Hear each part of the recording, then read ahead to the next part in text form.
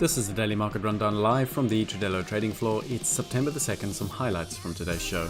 The UK pound is at risk of a steep drop, long bonds are getting sold very hard, and the US PMI data is now in focus.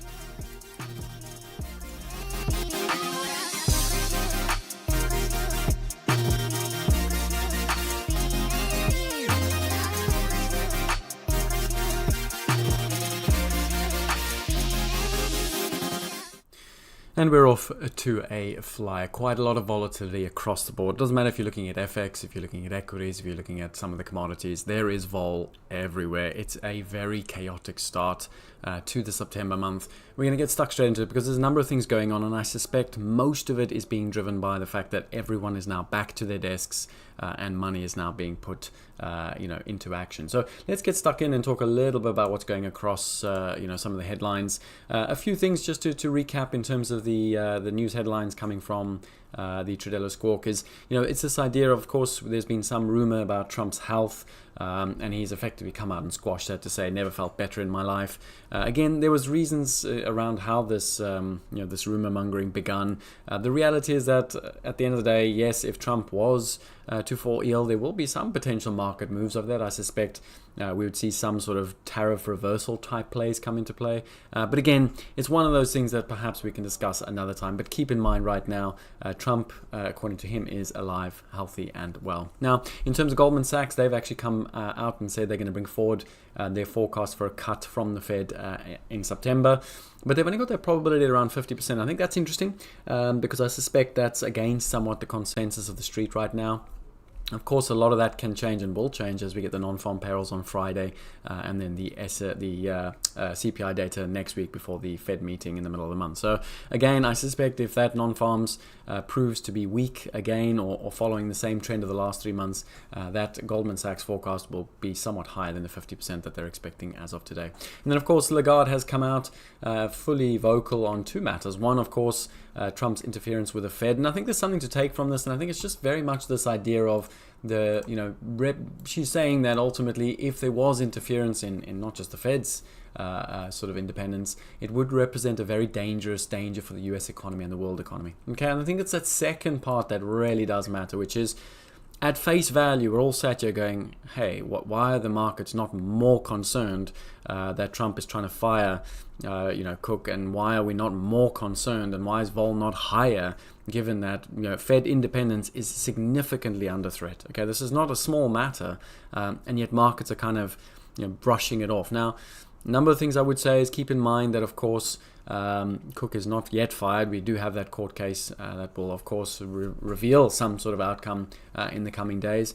But the reality is, if Trump does get rid of her, he will be able to then install a majority, of his picks on the board. Okay, so it's the number of things going on. But I think the key takeaway from this is don't dismiss the fact that the Fed's independence is currently under attack. It is under attack, and we can see it very much with what's going on in the likes of gold. Okay, gold is being bought very aggressively over the course of the last week since this whole issue came up, and it is pretty much a hedge against further escalation and further attacks on Fed independence. Okay. Also, don't forget, if Trump is capable of getting rid of Cook, we don't know who's next. Okay, there could be a number of other members next, and there's a number of things that could also ripple on as a result of that. So just keep an eye on this. This is something that is not going to go away. It's something, if anything, is only going to escalate and ripple further through the markets. Okay, now, from that point, I think it's a key sort of theme that's going to be ongoing, and we're very much going to talk about the bonds today, because I think that is the one thing alongside gold that is showing these sort of continued concerns. Now, as we can see, gold's safe haven demand, we closed at record highs yesterday. We made a new record high in Asian session today. We have come a little bit off since then, but the point is that gold is being accumulated very, very aggressively. I mean, we're up $200 in the space of 6-7 sessions. Okay, so a significant move in gold over the course of the last couple of sessions, alongside, of course, silver and platinum. So I think the key takeaway from this is do not dismiss this Fed independence thing. It's not going away. Should we see the court uphold the firing of Cook? make no mistakes, markets will have a nosebleed day. We will have a risk-off day. We will see gold at record highs. We will see bond yields under pressure. We will see equity sell-off. So there are a number of plays that are going to come into action once we get that final result from the courts. Okay. In terms of then ultimately, what's happening in terms of the bond space, I think there's a number of things happening. And for the first time today, we of course now seeing UK yields break out, in the 30-year space at least, to the highest level since 2008. Now, be a little bit cautious, because the way the headline's reading this is UK yields, getting sold very aggressively, end of the world type scenario. You'll have a lot of Twitterati coming out saying how incoming recession, end of the world, blah, blah, blah, blah. The reality is that yes, long bonds are selling off. Long bonds, 30-year. Okay, long bonds are selling off everywhere. Japan, UK, Europe, United States, they're selling off everywhere. Okay, is that problematic? It is, and it isn't. It isn't in a sense of, don't forget, right now, treasuries around the world, so whether it's a US Treasury, whether it's the European Treasury officials, they are scaling back on the issuance of very long-dated bonds. Why? Well, because they know right now there is sort of almost a buyer's strike going on in terms of long-end yield. Okay, no one wants to own 30-year bonds in the current backdrop, and so what we're seeing is a lot of fiscal, sort of action taking place where they are effectively just removing some of the supply of longer-dated bond yields. Now, does this matter? Yes, it does matter. It's not a good thing that buyers are on strike and buyers are not willing to buy longer-dated yield, but how a buyer strike works is very, very simple. Right now, investors in the UK are saying we don't accept 570 to hold your debt for 30 years because we think fiscally you're being irresponsible and we think inflation is not under control, which is true. Okay, right now, the UK is running inflation well above 3%. Okay, so the point is that there is a lack of trust in ultimately what's going on from the Bank of England. And so investors are saying we cannot buy your yield for 30 years at 570 until you get things under control. Okay. And that's how you have to look at this. So what this means ultimately for yields is yields will keep moving higher up to a point that the buyer's strike can end. In other words, yield needs to move high enough to justify people coming and saying, okay, we're willing to accept holding UK 30 bonds, UK 30-year bonds at, say, for example, something stupid like 10%. Okay, if 30-year bond yields got to 10%, I can guarantee you there will be a significant amount of demand for UK 30-year bonds, given the current fundamental backdrop. Okay, and that's how you have to think about this, not just for the UK, but every single 30-year bond market. Those yields will continue to move until they find a yield that justifies the current set of fundamentals. Okay, now every country differs. The US has got a slightly different fundamental backdrop versus the UK versus Europe. Okay. In terms of all of them, which one looks the best currently? Well, if you think fiscally, of course, the US right now, they are spending quite lavishly, so is the UK and so is Europe. But right now, in terms of who's got the most fiscal room to keep spending, well, Europe is probably not sitting too badly. Okay, now, of course, we have to exclude from that the like of the French, because they do have quite a significant budget deficit. But the point is right now, the UK has got the worst fiscal situation, then the US, then perhaps Europe. Okay, now, of course, we know Japan is absolutely the worst, and they've got very little fiscal headroom. But the point is right now, yields are going to keep moving higher until they find such a point that investors come back and start buying those bonds. Okay, and that's how you have to see this. So what that means is ultimately something like that. Where does it stop? I don't know. There are no levels to lean on. What there is now is likely to be a continuation trend over the next couple of days and weeks until we get a high enough yield. Okay, now there are implications for that, particularly with the pound, and we'll get to that in a minute. Now, why did I say it doesn't matter? Well, because if we look at what the 10-year is doing, well, the 10-year is up 9 basis points. And if we go back to sort of, let's say the start of August, somewhere there, 10-year yields are up, 20 basis points? Okay, so hardly a problematic situation in terms of 10-year. Yes, yields are rising, but where are we? Well, we're at the same levels we were back in March. We're pretty much still sort of lower than where we were for the highest point back in Feb. The point is right now, what's happening in the long-dated part of the curve is exclusive to the long-dated part of the curve.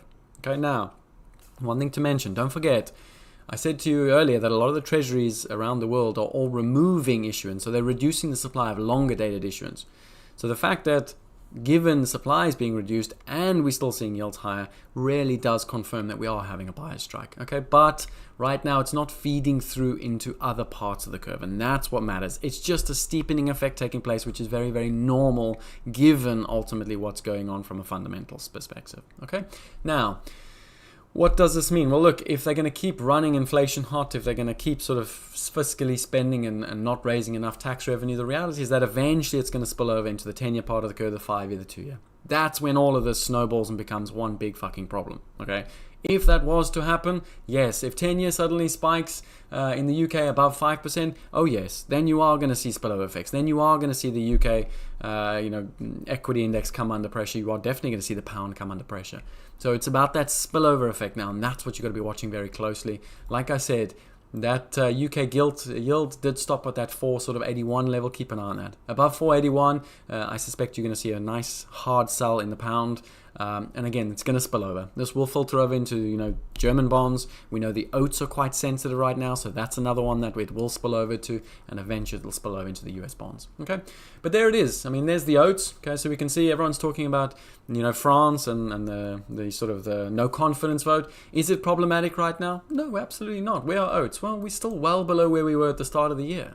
Okay, have yields moved up slightly higher since the recent concerns around a no confidence vote? Yeah, we're 15 basis points higher. Okay, but if we go back to the gilt yields, we can see gilt yields are up, sort of 8-9 basis points. Okay, so at a spread level, and that's what we're looking at a spread level, Germany versus France is only 10 basis point spread change. Right, this idea of the French no confidence votes being problematic is not currently a concern for the market, and that's also why we're not seeing the euro react currently. Now, sure. Should we see this at 1%? Should we see the spread blow out to 1% in the next 4 or 5 sessions? Yes, the euro will be down 1, 2, 3% over the course of the next couple of sessions. So again, keep an eye on that spread. Okay, but there we have it. Is it filtering over into the US bond curve? This sort of steepening effect. Well, we can see the curve keeps steepening, but US 30-year yields are very contained. Okay, so long as the US 30-year yields are contained, it's kind of just a bit of noise in the market. Okay, noise is not signal. Noise just creates a little bit of volatility. So sure, higher yields, they do pose a problem, but they're not posing a problem right now. Okay. Now, just to sum up in terms of the overnight recap, the key market moves, it's very much a bond move. Okay, we can see steepening across the curve. Bonds are selling off across the curve. It doesn't matter what country you want. We can also see oil up 3% on the day. Something's going on in the oil. Pay very close attention. It could just be a little bit of back to work volatility, but don't forget, we don't yet have a truce between Russia and Ukraine. We know that President Trump has been very vocal about second round sanctions. We spoke about this in the Daily Market Rundown just a couple of weeks ago. If we were to see second round sanctions imposed on Russia, okay, don't be surprised to see oil spike up the page. Also, don't be surprised to see that filter over into the risk markets. Okay, right now the risk markets are just looking for a reason to go down. Any kind of a second round sanctions on Russia will ultimately prove to be a very good sell in terms of the equities, and a very good buy in terms of gold, and of course a very good buy for the oil market. Okay, so keep an eye on that. Something's going on oil. Like I said, it could just be a little bit of vol first day back, but don't be surprised to see some news flow out from President Trump later on today. Don't forget, he does actually have a special announcement to make today, so keep an eye on Truth Social around midday when he wakes up. That's midday London. Okay, in terms of the overnight as well, we can see the currencies on the move. Okay, quite a bit of vol coming through on the currencies. That's actually not the currency images. Let me just compare that. So euro is down 0.6, pound is down over 1%. Okay, so there's quite a bit of movement. This is from yesterday, ignore that. There's quite a bit of movement in the currency space. Yen is down 1%. There's a bit of a political issue going on there. Even the Swiss franc is down 0.6. Okay, so we're seeing a really strong dollar day. So don't be surprised to see more vol, not just in the FX, but in oil, but in some of the sort of commodity space, and as well as the equities. Okay, vol is ultimately the theme of today, and I suspect for the rest of the week. Okay, now in terms of that news flow, there you can go and have a read. It is sort of a little bit misleading. 30-year gilts high since 1998. True, that is true. There's nothing not true about that, but it's the way it's framed. Okay, the reality is that yields are been moving up over the course of the last couple of weeks, and it's just happened to break out now. Now, why does this matter? Well, because we can see a little bit of sensitivity coming through in terms of the pound. Again, just a bit of perspective where we're trading. Well, we've been inside this 134 to 136 range pretty much since the middle of August. So it's just a little bit of a washout, perhaps of some of those daily lows. That's probably why that vol's come in. Don't be surprised to see a little bit of a bounce, but like I said, the play here is not for yields to suddenly pair back off. Okay, the play is that we're going to see those 30 yields keep advancing until they find that demand. Okay, so what that means is pound now for the next couple of sessions, I suspect it's going to move its way back down to that support at 131.25. Keep an eye on that. There's a really good 300-point move to the downside there. I don't suspect it's going to cost you a lot in terms of risk. I think you want to be trying to get on that trade today, over the course of today. So keep an eye on that, because I think that is definitely our play of today. And then finally, we do have the US PMI data out today. It is the first of the key data for the start of the month. We have PMIs across the board for most countries this week, but we of course do start off with the US. Now, what I want to point your attention to is ultimately, I want to just look at that slowdown that we had last year, April, May, June, July, and of course we know the Fed cut 50 basis points in September, because we get a lot of similarity to where we are now, which is you can see that slowdown, it flattened out and then re-accelerated. We can see since the start of the year we've had that slowdown again in PMI, and again, should we see a number sub 47, that's going to start to cause a little bit of concern.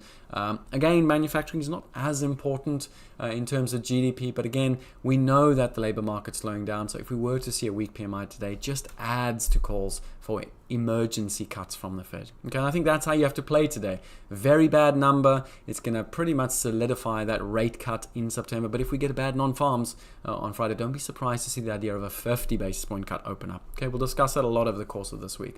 In terms of some of the ranges, you need to keep an eye on that. I think don't forget prices paid was the one that moved the markets a lot last month. What was it about? Well, look, if prices paid beat to the upside and manufacturing misses to the downside, it's that idea of stagflation. Okay, and we know right now stagflation is not going to be positive for the markets. We know it's quite concerning for the markets, so just keep an eye on those ISM prices paid, because should that tick up with the manufacturing ticking down, it will start to sort of raise concerns. Okay, with that in mind, like I said, it's a busy week. There's a lot going on, and I just want to reiterate what I said yesterday, which was it is pretty much the first, sort of real trading day back. For most of us that took some time out in August, you kind of have to just get your eye in. Okay, so you don't want to come guns blazing today. Today is very much about getting some screen time in, getting used to your new routines, or back in the process of taking risk, and then of course preparing yourself for Friday. That is the main event of the week, and that's where we're going to focus most of our time and energy. With that in mind, if you have any other questions, do post them in the Discord channel. Otherwise, good luck out there, manage the risk, go make some money.